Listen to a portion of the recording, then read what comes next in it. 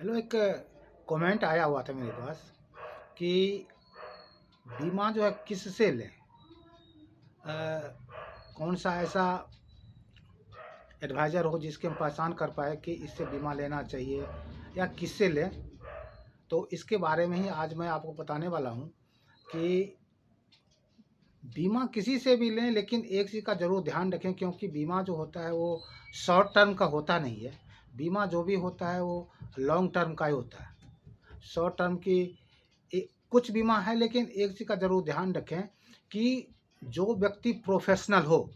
Professional means होता है कि जो केवल यही काम करता हो, जो 24 आवर्स इंश्योरेंस का ही काम देखता हो, तो उससे बीमा लेना चाहिए, क्योंकि वह आपके साथ 24 आवर्स अवेलेबल रहेंगे।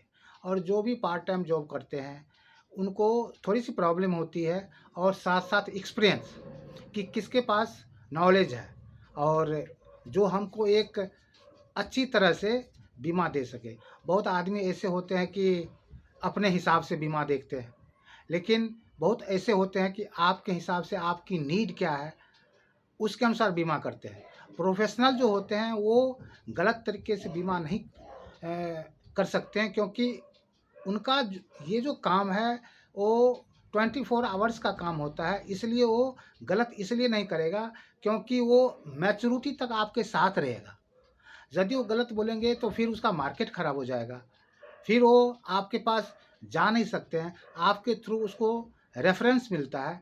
इसलिए मैं आपको यही बोलूँगा कि मैं आपको यही सलाह दूँगा कि जब भी लें तो प्रोफेशनल आदमी से ले, जो व्यक्ति 24 आवर्स काम करते हैं उसी से ले, जो आप अपने मन की बात बेझिझक कर सकते हैं। कुछ ऐसे होते हैं कि यानी अपने रिलेशन में भी मन होते एजेंट बन जाते हैं, और 6 महीना साल भर हुआ है तो वो तो प्रेशर डाल ही देता है कि भाई हम आपके रिलेशन में हैं तो यानी एक बीमा ले लो। प्रॉब्लम ये होता है कि इंश्योरेंस कंपनी में पर ईयर यदि 200 एडवाइज़र तैयार होते हैं तो उसमें केवल 2% ही सरवाइव कर पाते हैं, बाकी 98% जो है छोड़ के चले जाते हैं। क्योंकि वो दिक्कत होता है उसको, मन वो पार्ट टाइम जॉब भी करते हैं, कल आपकी ज़रूरत हो जाए यानी किसी तरह का मन, क्योंकि आप लोग कहते हैं कि हमें ज़रूरत है ही नहीं भाई, अब मैं तो किसी से कर लूँगा बीमा, तो क्या ज़रूरत पड़ता है, पेमेंट ऑनलाइन जमा करना है, बाकी तो यानी सब कुछ है। लेकिन ऐसी बात नहीं है, ज़रूरत पड़ती है।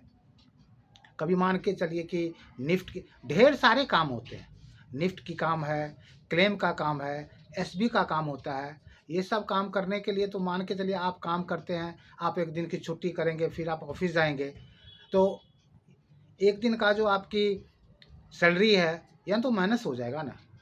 तो इसलिए मेन चीज़ जो होता है वो होता है सर्विस। सर्विस अच्छा दे, उसको देखिए।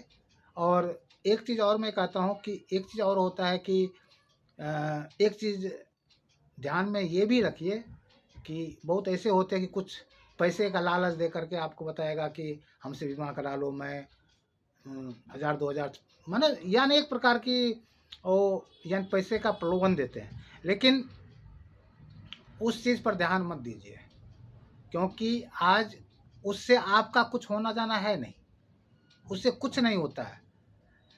और लोग जो हैं इधर से उधर चले जाते हैं, बाद में फिर उसी को ढूंढता है, वही अवेलेबल होता है जो व्यक्ति प्रोफेशनल। मेरे साथ तो बहुत ऐसे घटना घटा हुआ है, यानी बहुत ऐसे क्लेम आया हुआ है कि जो एजेंट उस व्यक्ति का, पॉलिसी होल्डर का फ़ोन नंबर को ब्लॉक कर दिया, फिर मैंने यानी उसको सर्विस दिया।